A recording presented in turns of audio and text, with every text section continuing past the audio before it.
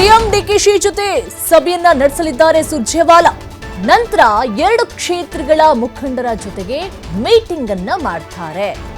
KPCC ಕಚೇರಿಯಲ್ಲಿ ನಡೆಯಲಿರುವಂತಹ meeting ಇವತ್ತು ಬೆಂಗಳೂರಿನಲ್ಲಿ ಸುರ್ಜೇವಾಲಾ ವಾಸ್ತವ್ಯವನ್ನ ಹೂಡ್ತಾರೆ. ನಾಳೆ ನಾಯಕರೊಂದಿಗೆ ಮತ್ತೊಂದು ಸುತ್ತಿನ ಸಭೆಯನ್ನ ನಡೆಸ್ತಾರೆ. 2 ಕ್ಷೇತ್ರಗಳ ಟಿಕೆಟ್ ನಾಳೆ ಬಹುತೇಕ ಫೈನಲ್ ಆಗುವಂತಹ ಸಾಧ್ಯತೆ ಹೆಚ್ಚಾಗಿ ಕಂಡು ಬರ್ತಾ ಇದೆ.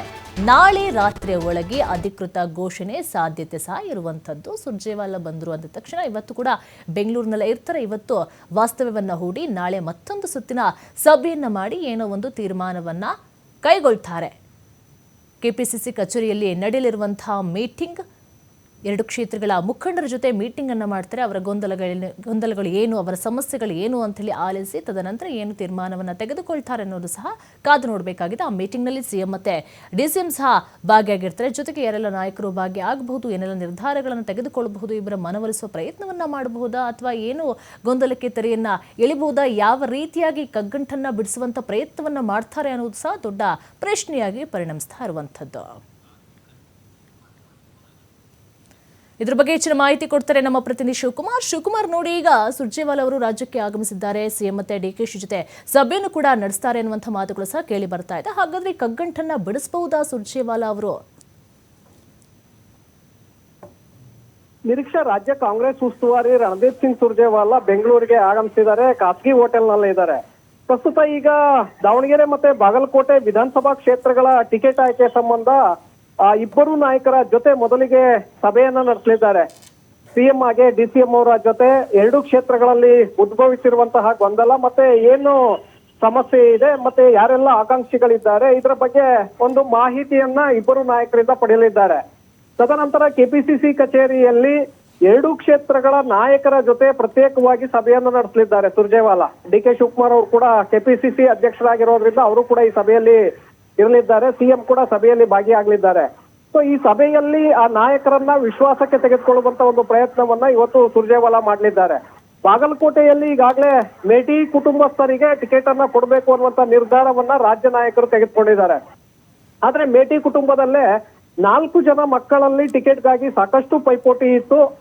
ಬಹುತೇಕವಾಗಿ ಅಡ್ವೊಕೇಟ್ ಆಗಿರುವಂತ ಉಮೇಶ್ ಮೇಟಿಗೆ ಟಿಕೆಟ್ ಅನ್ನ ಕೊಡುವಂತ ಒಂದು ನಿರ್ಧಾರವನ್ನ ಈಗಾಗಲೇ ಕಾಂಗ್ರೆಸ್ ನಾಯಕರು ತೆಗೆದುಕೊಂಡಿದ್ದಾರೆ. ಉಳಿದಿರುವಂತಹ ಸಹೋದರ ಮತ್ತೆ ಸಹೋದರಿಯರನ್ನ ಇವತ್ತು ಮನವೊಲಿಸಿ ಅವರನ್ನ ವಿಶ್ವಾಸಕ್ಕೆ ತೆಗೆದುಕೊಳ್ಳುವಂತ ಪ್ರಯತ್ನವನ್ನ ಸುರ್ಜೇವಾಲಾ ಅವರು ಮಾಡಲಿದ್ದಾರೆ.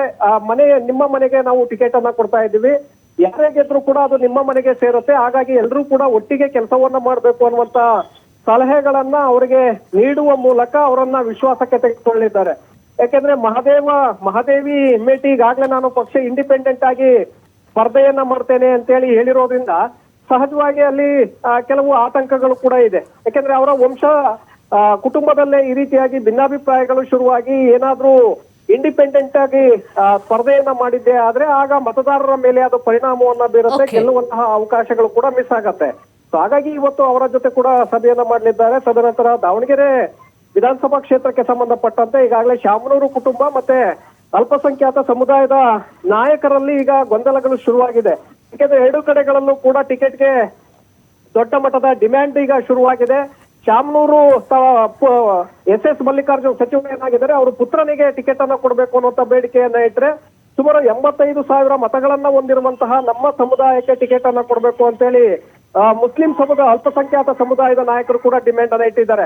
ಹಾಗಾಗಿ ದಾವಣಗೆರೆಯಲ್ಲಿ ಇನ್ನೂ ಕೂಡ ಸಾಕಷ್ಟು ಕಗ್ಗಂಟು ಇರೋದ್ರಿಂದ ಸುರ್ಜೇವಾಲಾ ಈಗ ಎಂಟ್ರಿ ಆಗಿರೋದ್ರಿಂದ ಇವತ್ತು ಅವರ ವಿಶ್ವಾಸಕ್ಕೆ ತೆಗೆದುಕೊಳ್ಳುವಂತ ಪ್ರಯತ್ನವನ್ನ ಮಾಡಲಿದ್ದಾರೆ. ಬಹುತೇಕವಾಗಿ ಶಾಮನೂರು ಅವರ ಕುಟುಂಬಕ್ಕೆ ಟಿಕೆಟ್ ಕೊಡಿಸುವಂತ ನಿರ್ಧಾರವನ್ನ ತೆಗೆದುಕೊಳ್ಳಬಹುದು. Nireeksha. Okay, thank you Shivakumar ನಿಮ್ಮೆಲ್ಲ ಮಾಹಿತಿಗಾಗಿ.